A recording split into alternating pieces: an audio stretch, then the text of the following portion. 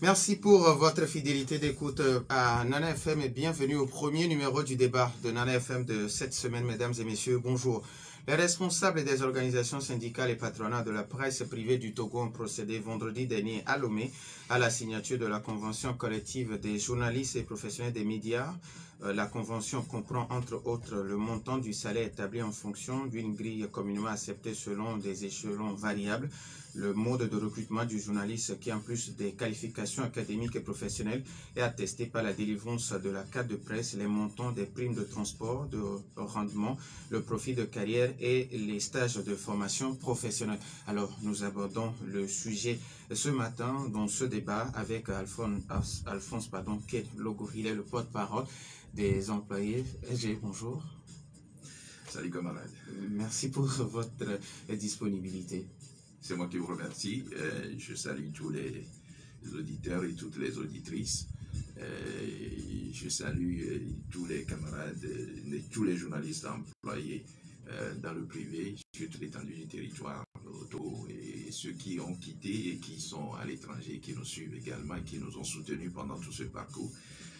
Je les salue également. Alors, les auditeurs, vous avez donc la possibilité d'intervenir dans ce débat, soit sur la page Facebook de Nana FM ou via téléphone à partir de 7h35 minutes sur le 91 09 71 71 ou le 96 61 58 58 avec Stan Teko à la mise en onde. Je suis Norbert Djouradi. Une fois encore, merci pour votre fidélité d'écoute à Nana FM. Alors, j'ai signé de la convention collective des professionnels de médias. Non sentiment de mission accomplie pour vous.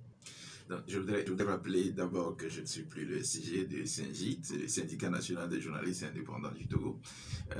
Avec tous mes collègues, quand nous avons créé ce syndicat en 2011, nous avons fait ce travail sous la conduite du camarade secrétaire général Maxime Domeni, qui est aujourd'hui à la commande de la GIGN depuis Sénégal, Dakar, que je salue.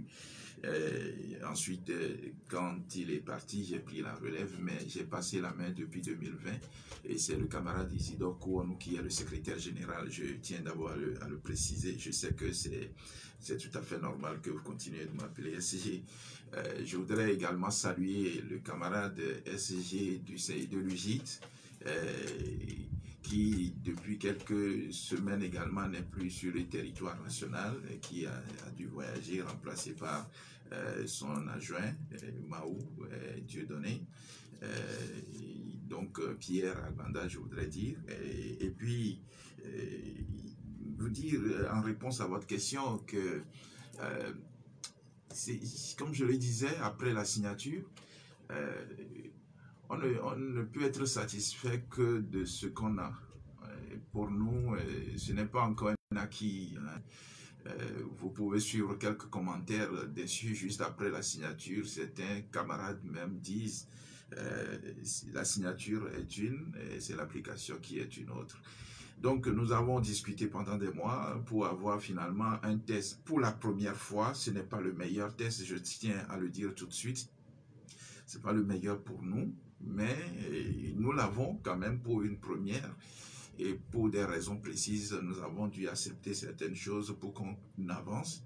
Et donc, je ne suis pas satisfait, je ne suis pas heureux non plus, parce que au moment où nous sommes, vous, Norbert, votre salaire n'a pas encore modifié, vos conditions de travail n'ont pas encore pris en compte ce que nous avons pris, nous avons accepté dans ce document, que ce soit ici à Nana FM, à Canal FM, à Zephyr, dans tous les médias audiovisuels, que presse écrite, presse en ligne, les décisions que nous avons prises vont commencer par s'appliquer à partir d'un moment donné. Et c'est pour cela que vous avez entendu ce qu'on a dit, qu'il y a eu un moratoire d'un an accordé au patron. Je suis sûr qu'on y reviendra.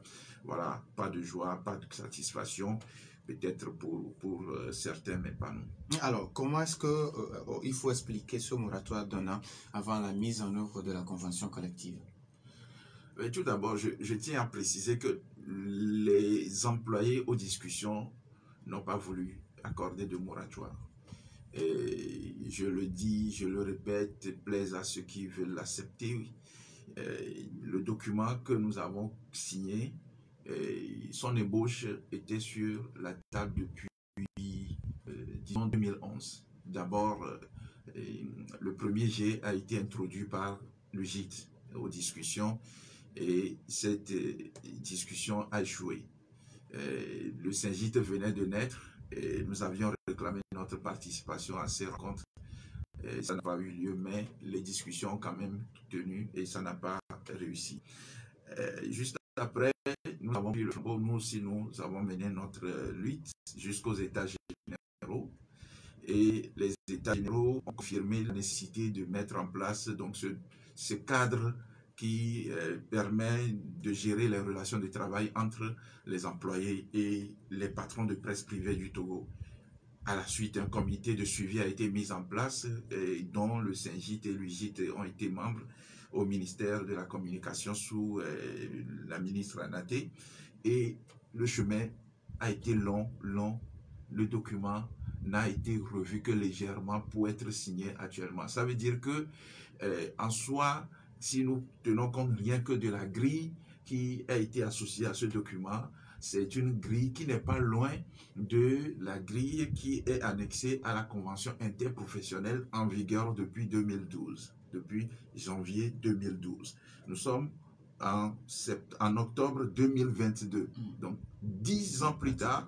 Ça veut dire que nous avons dû accepter certaines choses pour qu'on fasse un point de départ.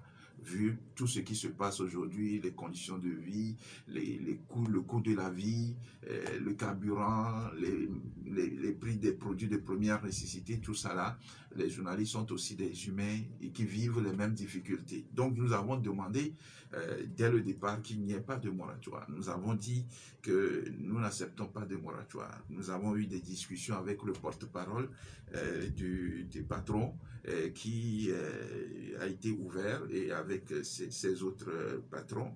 Ils ont demandé 3 ans pour l'application de cette convention et de discussion en discussion. On a fini par s'entendre sur 1 an. Vous pouvez aussi retenir que dans la plupart des discussions collectives, ce qui est convenu ou est souvent accepté, c'est 1 an, mais nous avons trouvé même que les 1 an, c'est trop. Voilà pourquoi d'ailleurs, dans mon speech, au nom de tous les journalistes employés dans le privé, le vendredi dernier, j'ai lancé un appel à ce qu'on ne regarde pas cette question de moratoire. Parce qu'il y a plein de choses dans la convention, plein de choses qu'on peut commencer par appliquer, ne pas attendre. Et puis, il faut aussi commencer par comprendre, à intégrer la notion du moratoire. Nos patrons n'ont pas forcément une culture syndicale. Nous sommes un syndicat, nous comprenons, nous le disons, et nous allons continuer par discuter avec eux dans la mesure du possible pour que une grande partie de ce document commence par trouver satisfaction, sinon application dans nos médias avant qu'on ne passe le délai d'1 an. Alors, il y a un auditeur qui pose une question sur Yahoo Messenger de Nana FM. Il demande comment comprendre que des patrons qui sont aussi des journalistes refusent de garantir des meilleures conditions de vie et de travail à d'autres journalistes comme eux. 2 possibilités de répondre à votre question. D'abord, je ne suis pas patron. C'est vrai que certains disent que je le suis, mais il faut comprendre ce qu'on appelle patron de presse.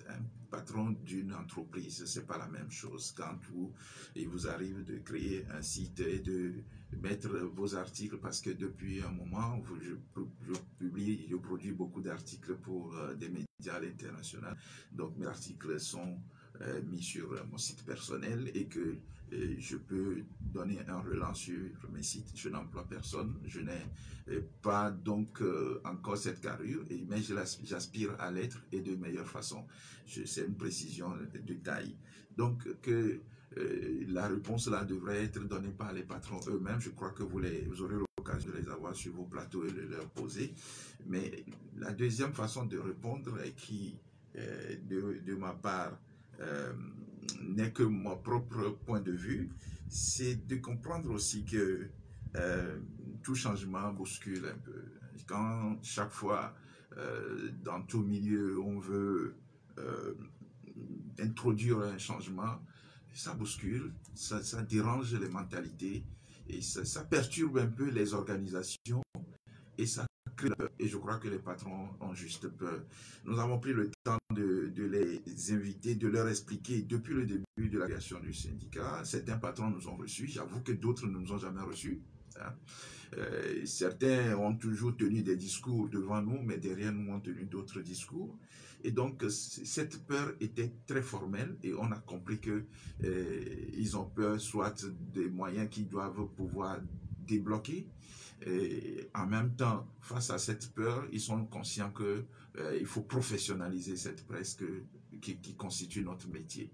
De la passion, c'est devenu une profession et chacun doit pouvoir vivre de son métier. Il y a beaucoup qui sortent des écoles de journalisme aujourd'hui, qui payent beaucoup pour faire cette étude ou qui même prennent des cours en ligne, que ce soit de la FIGE ou d'autres études de journalisme sous-régional, mais finalement qui sont toujours payés de manière très médiocre. Et ils ne sont même pas payés, je voudrais dire. Nous n'avons jamais été payés. On nous accorde juste une allocation pour les frais de déplacement. Donc, je n'ai jamais eu de salaire. Moi, en tout cas, ça n'a jamais été un salaire. Donc, voilà. Donc, c'est la peur que j'ai notée de leur part. Et j'ai toujours dit, non, n'ayez pas peur. Parce que si nous ne le faisons pas, vous-même, vous ne vous organisez pas bien. Les employés eux-mêmes doivent savoir à partir du moment où il y a une convention collective et qui définit les cadres. Ton patron te recrute et qui te fixe les conditions, tu acceptes les conditions pour lesquelles on t'a recruté, tu vas devoir respecter ces conditions, auquel cas, ben, tu es renvoyé si tu ne respectes pas. Si à la fin, on t'évalue, on considère que tu n'as pas été concluant dans le rendu qu'on attendait de toi, bon, le syndicat, le syndic ni le JIT ne commencera pas à crier parce que tout de suite, vous n'avez pas été concluant. Donc, c'est plus une pression pour les employés, de mon point de vue.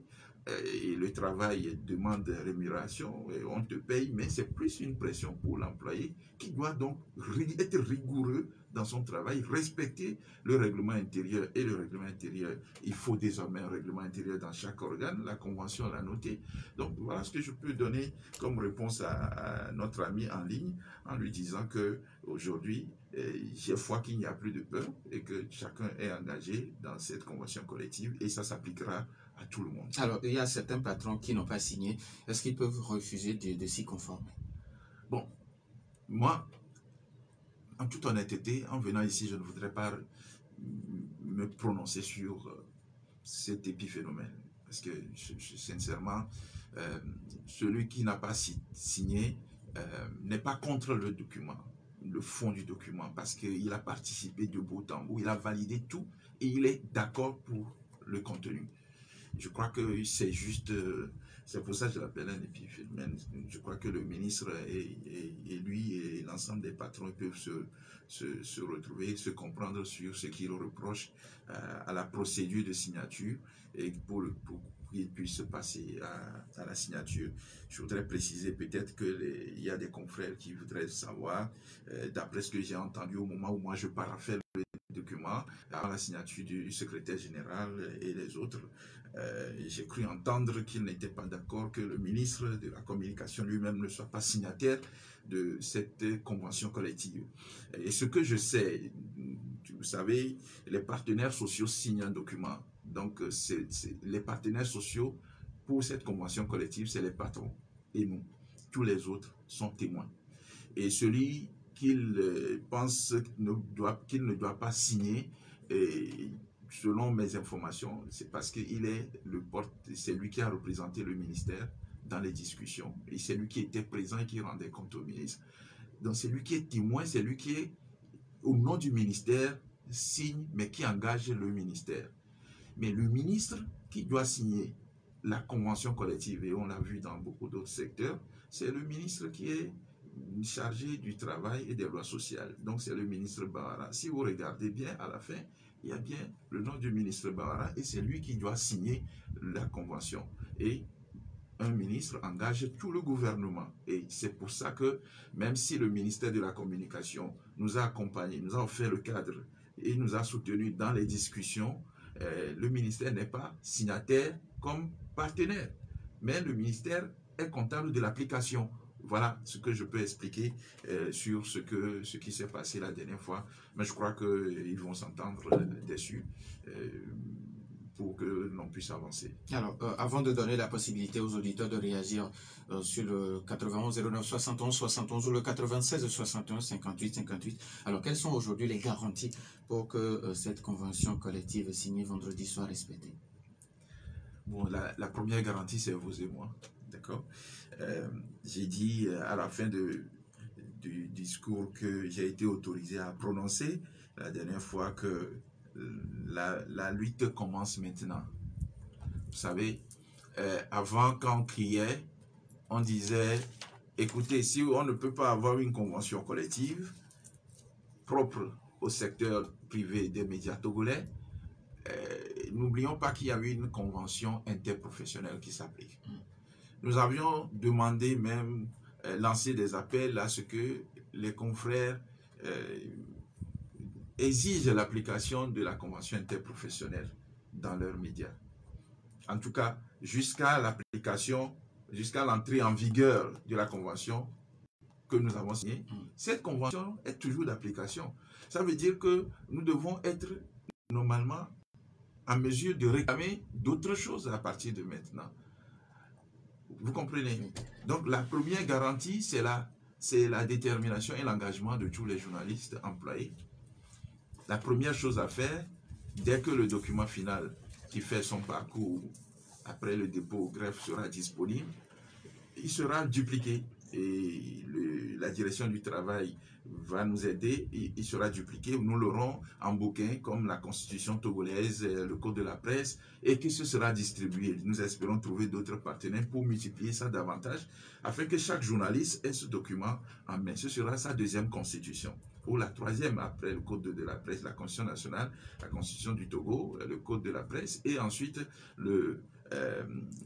la convention. Et chacun doit comprendre ce qu'il y a dedans. Donc les syndicats ou les organisations professionnelles représentant les employés doivent jouer leur rôle pour avoir cette garantie dans la main. Et l'autre garantie, c'est aussi l'honnêteté, je veux dire, je continue de croire, des patrons de presse qui ont accepté volontiers signer cette convention collective. Une fois que c'est signé, on sait qu'on doit passer à l'application. C'est comme un patron de presse qui va signer un accord avec un grand groupe. Il s'assoit après pour voir comment je mets en œuvre cet accord. Si entre nous, Nana FM signe un contrat avec le ministère du Développement à la base, ou Total, ou une grande société de la place, mais on vient lire après comment on fait l'application et on s'entend sur comment on applique ce test. Donc, j'espère que au-delà de ce qui peut nous diviser, parce que nous sommes toujours d'un côté, les patrons sont de l'autre, on a un cadre, puis c'est un comité de suivi qui va être mis en place. On a un cadre, on discutera et on accompagnera la mise en place, donc la mise en œuvre de cette convention. Voilà la deuxième garantie. Alors, 91 09 71 71 ou le 96 61 58 58. Nous avons déjà un premier auditeur en ligne. Nana FM, allô? Allô? Oui, allô? Pélé, bonjour. Bonjour. Oui, allez-y, on vous écoute. Vous parlez, Alphonse. Salut. Ok. Moi, ma préoccupation aujourd'hui, je sais que bien le plus nous savons que le journalisme est le patron pouvoir. Vous avez un système que vous n'avez pas. Bien, je ne sais pas si c'est le moyen. Si on voit aujourd'hui notre pays voisin, je veux dire le pays, que l'aide de la presse tend vers un pas de milliards. Au Togo, vous êtes à 300 milliards, 400 milliards, je ne sais pas.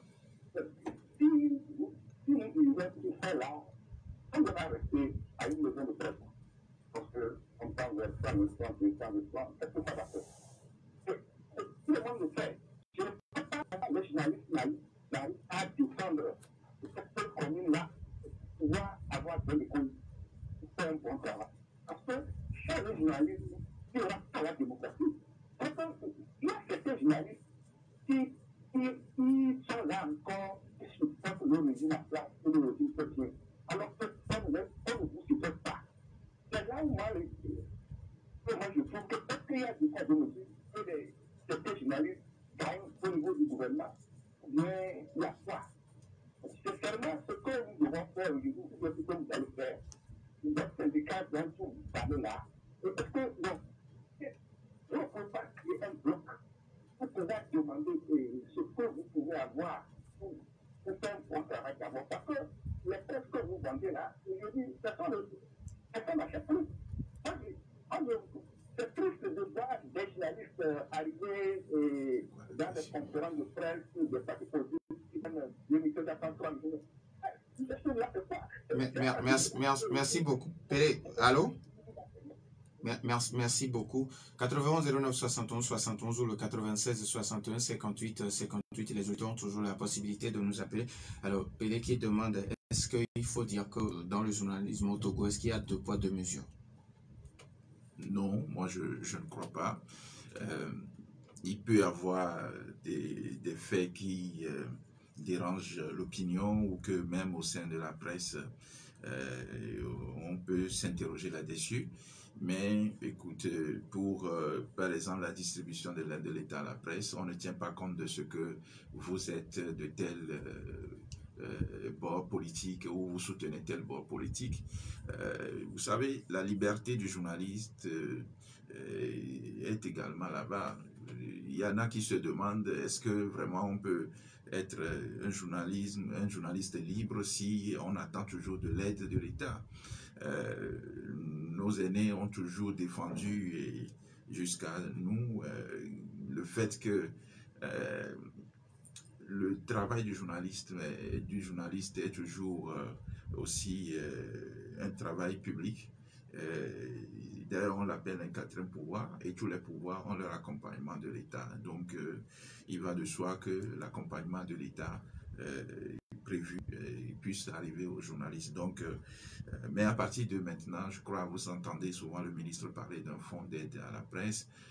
Il y a beaucoup de choses qui vont évoluer. Et le ministre a dit, avec la convention, ce sera aussi un objet, une matière ou un élément de plaidoyer pour lequel tout ce qu'on peut attendre de l'État peut être réétudié, discuté et amélioré. 91 09 71 71, Nana FM, allô? Allô?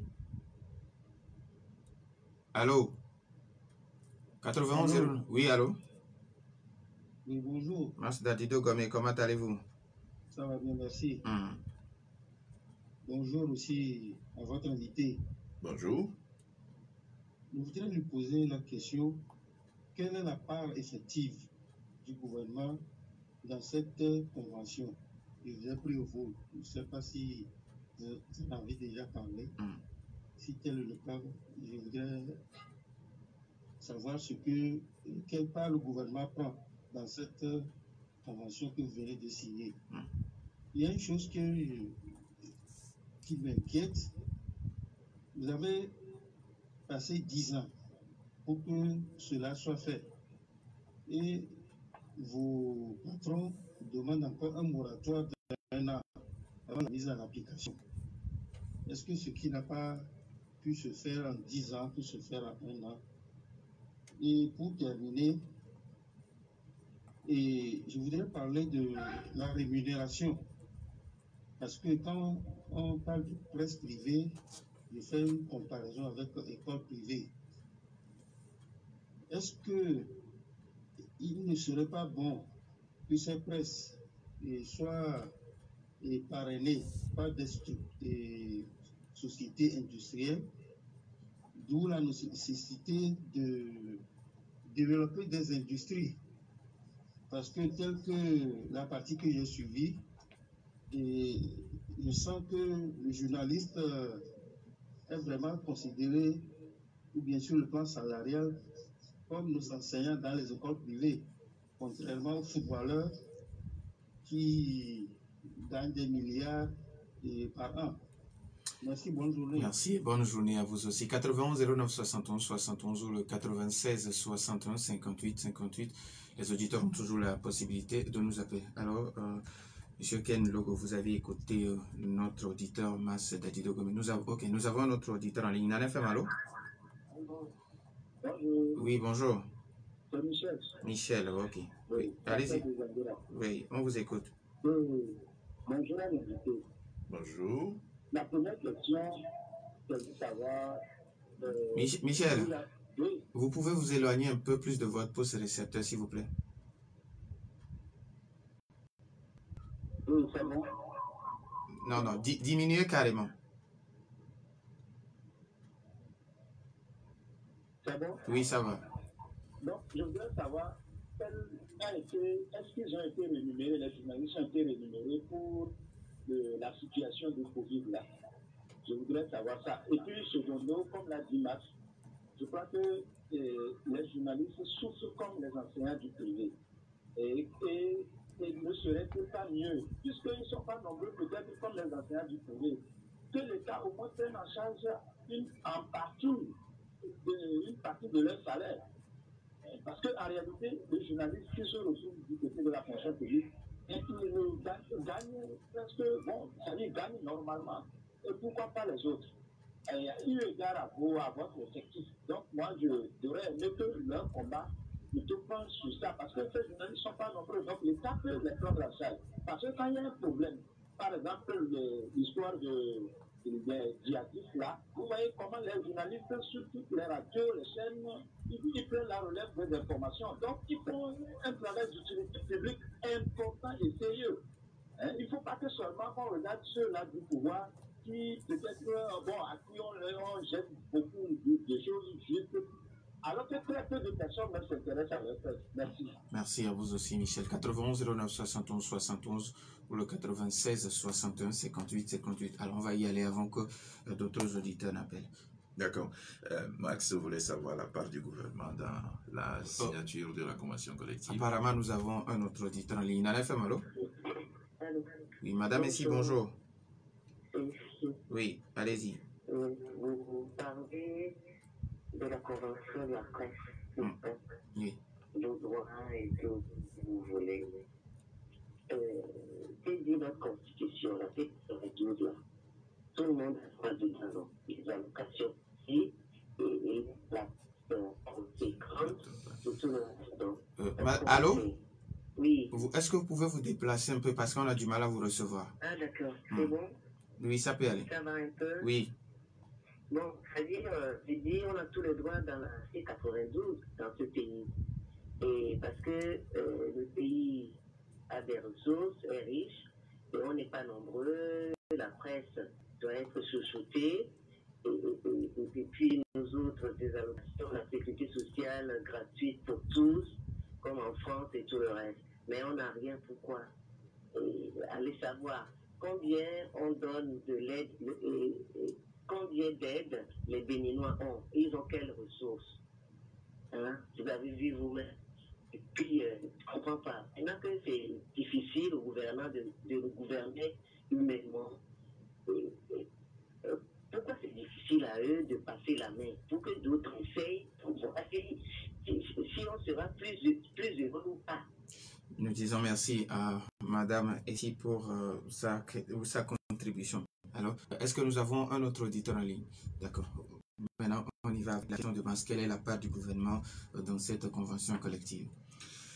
Bien, merci à tous les trois intervenants que j'apprécie, dont les interventions sont fortement appréciables. Donc, merci à chacun et à chacune. La part du gouvernement dans la convention collective. Je crois que le gouvernement, jusqu'à présent, d'après les déclarations qui sont faites, le gouvernement est prêt à accompagner. Le gouvernement, d'après ce que le ministre de la Communication a dit, va commencer par ce que nous appelons pas l'aide de l'État à la presse en tant que telle, mais on parle de fonds d'aide à la presse. Donc, dès le début de cette semaine, d'après les déclarations qui ont été faites, il y a des nouveaux tests qui vont, sur la base de ce que nous avons signé, être discutés pour que tout ce dont les journalistes peuvent bénéficier peuvent être puisse être discuté et mis dans un document pour gouverner ce fonds d'aide à la presse. Tout dépendra, la part du gouvernement ou l'étendue de la part du gouvernement dépendra aussi des négociations que l'ensemble de la presse togolaise peut faire avec les gouvernants. Les patrons ont introduit déjà une requête, une liste de réclamations ou de revendications qu'on ne peut pas appeler forcément des préalables, mais qui ont été introduites déjà, donc sur la table du gouvernement à travers le ministère de la Communication. Nous avons demandé à ce que le gouvernement ait une oreille attentive à ces déclarations parce qu'une partie dans nos discussions concernait cette déclaration et ces différentes revendications. Il a été dit clairement que si une bonne partie de leurs revendications venait à être prise en compte, donc l'application ne va pas attendre la fin du moratoire. Donc c'est tout ce que nous souhaitons parce que ce qui est mis, la grille n'est pas encore très conséquente pour qu'on attende longtemps avant que les journalistes entrent en application et bénéficient vraiment des fruits de cette convention. Alors si on a attendu 10 ans, un plus, qu'est-ce qui fait croire que dans un an? Alors je veux croire que la mi-mars parle ainsi peut-être de la léthargie, je veux dire un peu les journalistes même qui ne se bousculent pas pour ce qui les intéresse. Maintenant, on a quand même un document. Vous savez, je dis que c'est un objet de mobilisation désormais qui est là. Avant, quand on parlait de convention interprofessionnelle, les gens peuvent dire c'est pas vous seul, c'est pour tout le monde, mais maintenant chacun peut jeter un coup d'œil, voir ce qui le concerne à côté. Il y a un document qui est là et qui s'applique du droit dans un an et que chacun doit s'organiser. Et dans chaque entreprise, d'ici là, les règlements intérieurs doivent être formulés, les contrats, s'il n'y en a pas, doivent être refaits, et en tenant compte de la date du début du travail des journalistes et que les anciennetés soient prises en compte, les niveaux d'études soient pris en compte, parce que tout ça là, c'était pas pris en compte. Donc c'était à la tête de celui qu'on recrute qu'on paye. On paye comme on veut. Donc ça, tout ça là aujourd'hui, ce sont des éléments qu'on a sous la main. On peut les utiliser pour faire notre lutte et notre bataille. Donc je peux le rassurer et que au nom de tous les journalistes, que ce soit avec nous ou les prochains qui seront à la tête de nos organisations, des employés, la lutte va être de plus belle pour que l'application soit vite établie. La presse privée, développer des partenaires, oui, c'est normal. Ça, c'est d'ailleurs ce qui va se faire, puisqu'on pousse indirectement toutes les entreprises de presse à se constituer en véritable entreprise. Si vous êtes une véritable entreprise, vous n'attendez pas forcément l'État. L'aide ou ce qu'on peut avoir du fonds d'aide à la presse peut constituer un appui. Donc, ce que je comprends de la part du gouvernement, c'est que l'aide de l'État ne peut pas être la part du salaire. Donc, chaque entreprise doit s'organiser, bénéficier des avantages qu'il faut et développer son secteur.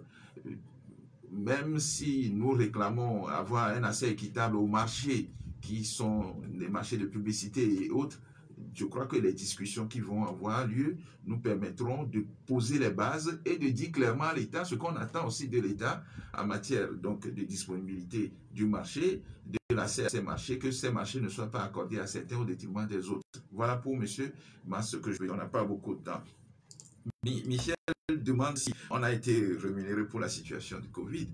Je ne sais pas par qui, parce que je crois que nos patrons me répondront mieux, parce que pendant la période de Covid, il y a eu des discussions avec les entreprises de presse, il y a des émissions qui ont été animées. J'imagine que ce sont des émissions qui ont été facturées parce que l'État est passé dans presque tous vos studios. Le ministre, j'espère que ça n'a pas été gratuit, parce que moi, je n'étais pas associé, donc je ne sais pas. Mais si ça a été gratuit ou il était prévu que ça soit payé, j'imagine que c'est pas payé. Les factures doivent être réintroduites pour que nous, les patrons, puissent bénéficier de ces sous-là et payer convenablement les employés. L'État peut prendre en charge les employés. Et ça aussi, c'est une question qu'on peut mettre sur la table, parce que nous pensons que nous ne sommes pas nombreux, mais imaginez si nous acceptons, c'est discutable, il faut qu'on soit honnête. Si vous êtes payé ici, vous respectez qui? Si M. Afognon vous recrute et que vous êtes payé par le gouvernement, si le gouvernement appelle demain de ne pas faire quelque chose, de ne pas diffuser une information, vous faites comment? Ce sont des grandes questions. Vous ne pouvez pas prévaloir de votre indépendance et attendre tout de quelqu'un. Il faut que nous puissions nous organiser et faire développer nos structures. Il se fait qu'on est trop nombreux pour un petit marché. Ça aussi, c'est une grande question qu'il faut étudier pour voir comment peu de médias peuvent recruter beaucoup de journalistes et bien les payer au lieu d'avoir beaucoup de médias pour peu de marchés et peu de ressources pour payer les journalistes. Madame Messi, merci. Je crois que une disposition, voilà, il y a des dispositions constitutionnelles qui nous guident, qui sont là, évidemment, et qui nous permettent d'avancer, de réclamer. Et je suis d'accord avec vous que si la Constitution prévoit des prises en charge pour les citoyens, il va de soi que tout citoyen puisse le réclamer et de la manière la plus responsable possible. Je pense que nous sommes en voie et petit à petit, notre voix écoutée et nous espérons que non seulement nous serons écoutés, mais ces voix vont apporter un mieux vivre à tous les journalistes employés. Merci, Madame Messi. Alors, il y a une partie de la question de Pelé qui demandait pourquoi ne pas créer un bloc de journalistes où tous les journalistes parlent d'une seule voix.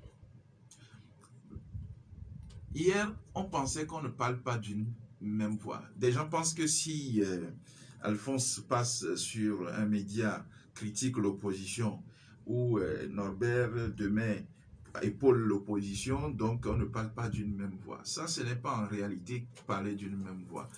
Mais les journalistes n'ont jamais été divisés sur ce qui constitue leur intérêt. C'est-à-dire, par exemple,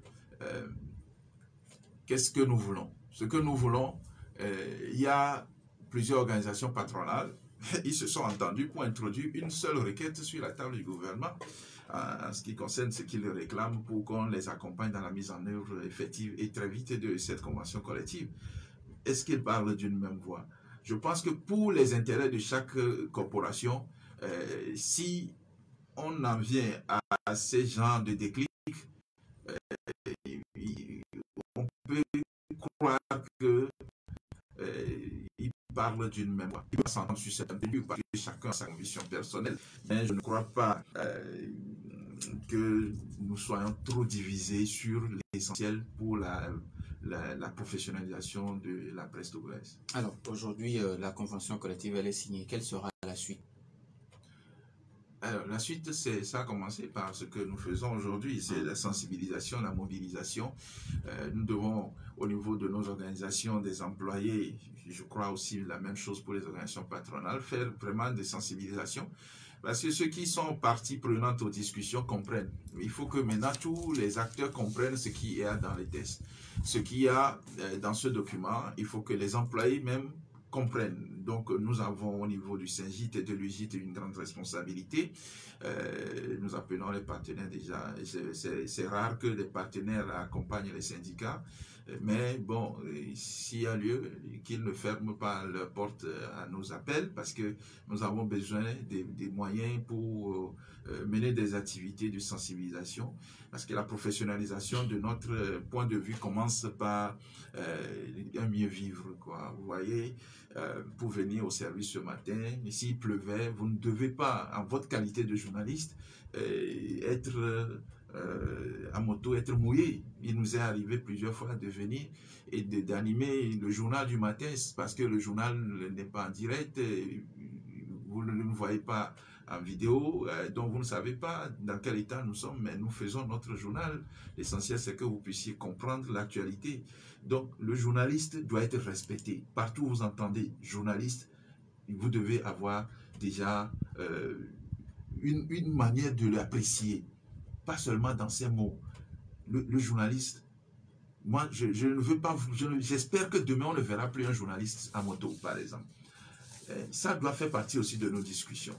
Que des dispositions soient prises pour que le journaliste soit bien payé et qu'il soit totalement libre de sa maison à son service, dans sa manière de rédiger, sans penser à ce que si je prends, je mets ce mot, est-ce que ce mot plaira à mon partenaire ou pas? Donc l'indépendance là doit être donc de mise. La suite, ce sera la sensibilisation et l'application. L'application dans l'accompagnement que nous nous accorderons à nos patrons, nous travaillerons pour que nous mettions en place un plan de mise en œuvre de cette convention dans chaque organe pour que nous les accompagnions et que les journalistes nous alertent sur tout ce qui ne va pas pour qu'ensemble nous discutions.